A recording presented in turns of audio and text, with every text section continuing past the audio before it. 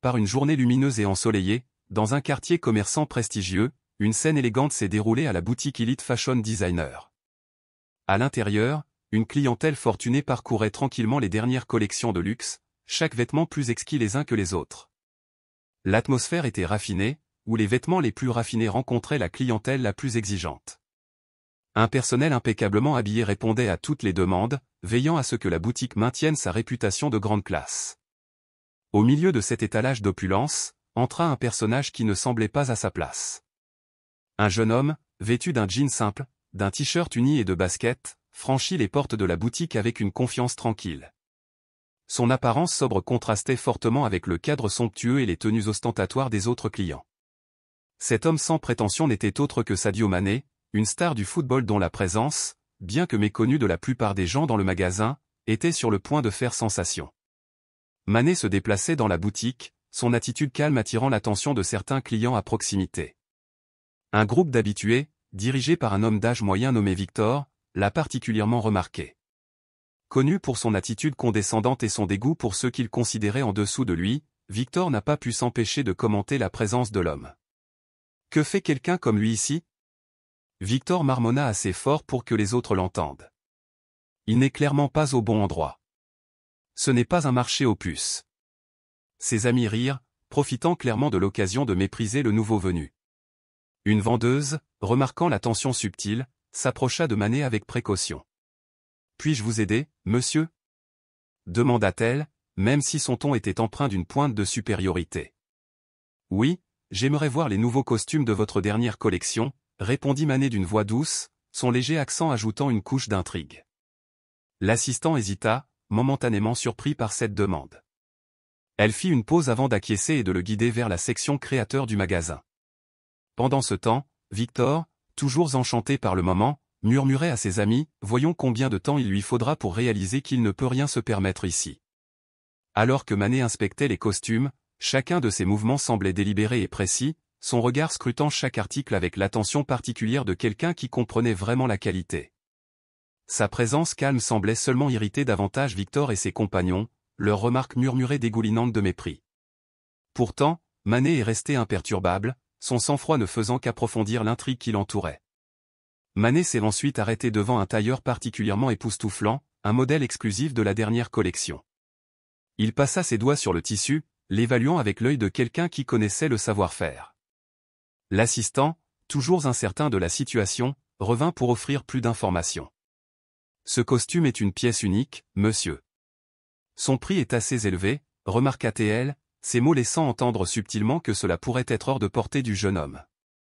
Sans broncher, Mané hocha la tête. C'est magnifique. J'aimerais l'essayer, s'il te plaît.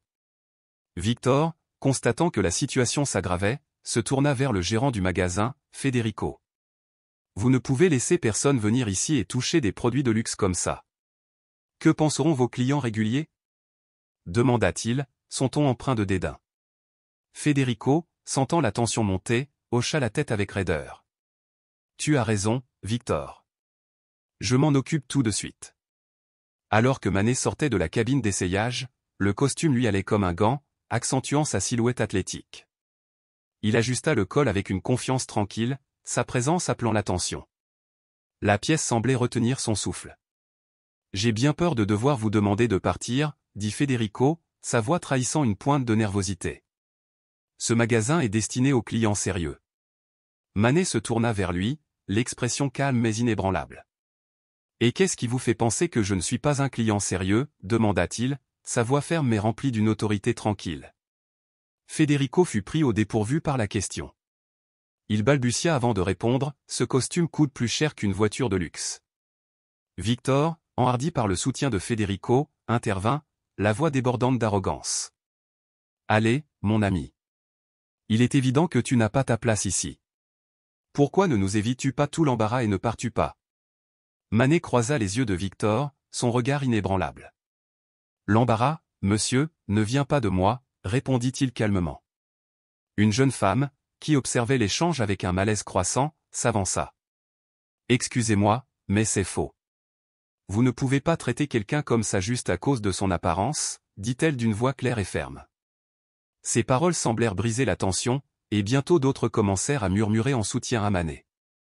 Certains clients se sont rangés du côté de Victor, mais il était clair que l'atmosphère changeait. Le vent commençait à tourner. Mané, toujours vêtu de son élégant costume, restait calme, comme s'il savait que la tempête était sur le point de passer. « J'insiste pour que tu partes », répéta Federico, sa voix trahissant désormais une trace d'incertitude. Avec un sang-froid inébranlable, Mané fouilla dans sa poche et en sortit son téléphone. « Très bien, si vous insistez pour avoir une preuve. » Il passa un bref appel, parlant dans une langue peu familière à la plupart des gens de la boutique. Quelques secondes plus tard, la porte de la boutique s'ouvrit et un homme bien habillé entra. Il se dirigea résolument vers Mané, avec un air d'autorité et de respect. « Monsieur Mané, désolé pour le retard. »« Tout est en ordre maintenant », dit l'homme d'une voix calme et professionnelle. La pièce devint silencieuse. Victor, si sûr de sa supériorité, pâlit. Il reconnut immédiatement le nouveau venu comme l'un des hommes d'affaires les plus puissants de la ville, une figure dont l'influence dépassait de loin tout ce à quoi Victor pourrait jamais aspirer. Le rapport de force avait complètement basculé. « Tout va bien », répondit calmement Ernesto, un sourire serein sur le visage de Mané. Ces messieurs avaient juste quelques doutes quant à ma capacité à faire des achats ici. L'atmosphère dans la boutique changea instantanément, comme si une bombe avait explosé. La pièce s'est remplie d'expressions stupéfaites, alors que les yeux des gens s'écarquillaient en réalisant soudain qui se tenait devant eux. Federico, le gérant, trébuchait sur ses paroles, présentant des excuses incohérentes, tandis que Victor et son groupe essayaient maladroitement de se fondre dans les murs, espérant passer inaperçus. Mané, toujours image de calme, se tourna pour s'adresser à la pièce. « Je ne suis pas là pour semer le trouble ou me venger. Je voulais simplement acheter un costume et recevoir le même respect que n'importe quel autre client. » Est-ce trop demandé ? Le silence dans la boutique était assourdissant. Tous les regards étaient désormais tournés vers Mané et le nouvel arrivé Ernesto. La révélation de l'identité de Mané avait laissé tout le monde sous le choc. Federico, tremblant, essuya la sueur de son front avant de s'approcher nerveusement de la star du football. « Monsieur Mané, je suis vraiment désolé. Je n'en avais aucune idée, balbutie-t-il. »« Ce qui a été dit suffit, » répondit Ernesto d'une voix ferme. « Sadio n'est pas seulement un client VIP mais aussi un ami personnel. La façon dont il a été traité ici est totalement inacceptable. » La jeune femme qui avait précédemment pris la défense de Mané pouvait difficilement contenir son enthousiasme. « Je n'arrive pas à y croire. Sadio Mané en personne. Je suis un grand admirateur de tout ce qu'il a fait pour sa communauté. C'est vraiment inspirant. » Le sourire de Mané s'adoucit. « Merci. Votre soutien compte beaucoup. » Désespéré de faire amende honorable, Federico a commencé à offrir des réductions et des cadeaux gratuits. « S'il vous plaît, Monsieur Mané, arrangeons les choses. Le costume est offert et nous vous donnerons tout ce que vous voulez, absolument gratuitement. » Mais Mané a levé la main pour l'arrêter. « Je ne recherche pas de cadeau ou de traitement spécial. Je voulais simplement être traité avec le même respect que n'importe quel autre client. » Victor, retrouvant enfin sa voix, tenta de s'excuser. « Monsieur Mané, je ne sais même pas par où commencer. Mes actes étaient inexcusables. » Mané croisa les yeux sur lui, son regard fixe et inébranlable. « Le respect ne devrait pas être basé sur qui je suis ou sur le montant d'argent que je possède. Il devrait être le minimum que nous accordons à tous, quel que soit notre statut. » Ernesto, visiblement fier de son ami, a ajouté, « Il a toujours été humble et sage. Nous pourrions tous apprendre beaucoup de lui. » La nouvelle de l'incident s'est rapidement répandue au-delà de la boutique.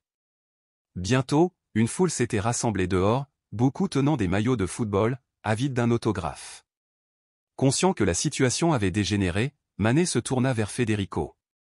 Ce moment offrait à Federico une chance de rédemption.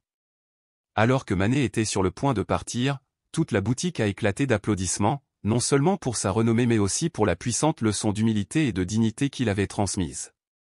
Avant de sortir, Mané se tourna vers Victor et les autres. « J'espère que cela nous rappelle qu'il ne faut pas juger sur la base des apparences. Chaque personne mérite le respect, quelle que soit son origine ou son statut. » Avec ces mots, Sadio Mané a quitté la boutique, laissant derrière lui non seulement des fans, mais un groupe de personnes qui réfléchissaient désormais profondément à leurs propres préjugés et actions. Le départ de Sadio Mané a laissé une ambiance émue dans la boutique. Le silence suivit sa sortie jusqu'à ce que Federico, le gérant, le brise, la voix tremblante de remords. Ce qui s'est produit aujourd'hui est totalement inacceptable. Nous n'avons pas réussi à respecter nos valeurs fondamentales de respect et de service. Je vous assure que cela ne se reproduira plus. Victor, visiblement secoué, s'approcha de Federico. J'assume l'entière responsabilité de mes actes. Ce que j'ai fait était honteux. Federico hocha solennellement la tête. Nous aurons une conversation sérieuse sur votre avenir ici. Pour l'instant, je pense qu'il vaut mieux que vous partiez. Alors que Victor partait, découragé, le jeune client qui avait défendu Manet s'est approché du comptoir. Je souhaite annuler mon achat. Je ne peux pas soutenir une entreprise qui traite les gens de cette façon. Ces paroles ont déclenché un effet d'entraînement. D'autres clients, tout aussi mécontents, commencèrent à quitter le magasin et Federico tenta frénétiquement de reprendre le contrôle de la situation. S'il vous plaît, je vous assure que nous apporterons des changements. Nous mettrons immédiatement en œuvre une formation sur la diversité et le respect pour tout notre personnel. Ernesto, toujours dans le magasin, intervint. Les mots sont faciles. Quelles mesures concrètes allez-vous prendre? En sueur, Federico a répondu, en plus de la formation, nous donnerons le double de la valeur du costume à une œuvre caritative et nous révisons nos pratiques de recrutement pour garantir une équipe plus diversifiée. Entre-temps, l'incident était devenu viral sur les réseaux sociaux. Des gens de partout ont partagé l'histoire, applaudissant la réponse digne de Manet tout en critiquant vivement la boutique. Le lendemain, la presse locale s'est rassemblée devant la boutique. Federico, préparé à la frénésie médiatique, était prêt à présenter des excuses publiques et à annoncer de nouvelles mesures, notamment des collaborations avec des organisations locales pour promouvoir l'inclusion. Victor, submergé d'émotion, a publié une vidéo sur ses comptes de réseaux sociaux, s'excusant de ses actes et annonçant qu'il prendrait le temps de réfléchir et de travailler à s'améliorer. Fidèle à son humilité, Sadio Mané a refusé de faire d'autres déclarations publiques sur le sujet. Cependant, à travers sa fondation, il a annoncé l'élargissement de ses programmes d'éducation et de sensibilisation axés sur la lutte contre la discrimination. Une semaine plus tard, la boutique a rouvert ses portes avec un événement spécial célébrant la diversité. Des designers d'horizons divers ont été invités à présenter leurs créations, marquant un nouveau départ pour le magasin. L'impact de l'incident s'est étendu bien au-delà de la boutique. D'autres détaillants de luxe de la région ont commencé à réévaluer leurs politiques et pratiques, craignant de faire face à des réactions négatives similaires. La leçon de respect et d'égalité de Sadio Mané a laissé une impression durable dans la communauté. Cela a rappelé à tous que la vraie grandeur ne se mesure pas par la richesse ou la renommée, mais par la façon dont nous nous traitons les uns les autres.